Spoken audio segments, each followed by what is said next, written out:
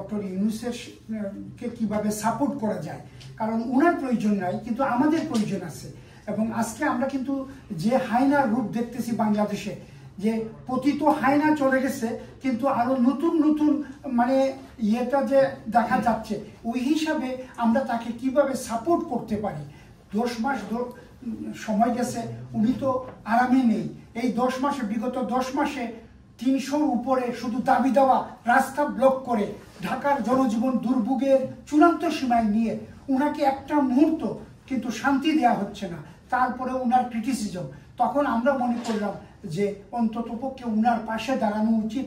এবং 2024-এর ওই 7 জানুয়ারির যে ইলেকশন, 5 বছরের জন্য তো সেই ম্যান্ডেট নিয়ে গেছিল, কিন্তু স্বৈরাচার থাকলে তো কেউ নির্বাচন মুখে আনতে পারতো না। কিন্তু ওনারা বারবার নির্বাচন বলে যে মুখে ফেনা তুলতেছে, আদৌ উনাকে কোনো সহযোগিতা করতেছে না।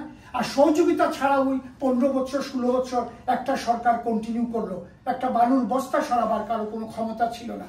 তো এই জন্য আমরা মনে করলাম কিছু কনসাস মানে বিবেকবান মানুষ আমরা জড়িত হয়ে যে উনাকে কিভাবে সাপোর্ট করা যায়। এবং মোটামুটি 10 জুন 2025 মঙ্গলবার বিকাল 5টায় এখানে দেশপ্রেমিক বাংলাদেশি ভাই বোন ও ব্রিটিশ বাংলাদেশিরা একত্রিত হয়ে তাদের মূল্যবান সম্মান এবং শুভেচ্ছা জানাবেন ডক্টর ইউনূসের সম্মানে। আমাদের দায়িত্ব এই চমৎকার মুহূর্তকে স্মরণীয় করে রাখা। সকল দল মত নির্বিশেষে আমাদের একত্রিত হতে হবে দেশের প্রয়োজনে, জন্মভূমির প্রয়োজনে, দেশপ্রেমে। কারণ গুণী, সম্মানিত, বিশ্বনন্দিত এই ব্যক্তির প্রতি আমাদের সম্মান দেখানো, তার নেতৃত্বে এগিয়ে যাওয়া পক্ষে শক্তিশালী বার্তা দেওয়া, এটি আমাদের সকলের নৈতিক দায়িত্ব। এইটা অত্যন্ত মর্যাদাপূর্ণ একটা অ্যাওয়ার্ড। অতীতে এটা দেওয়া হয়েছিল জাতিসংঘের সাবেক সেক্রেটারি জেনারেল বান কি মুনকে।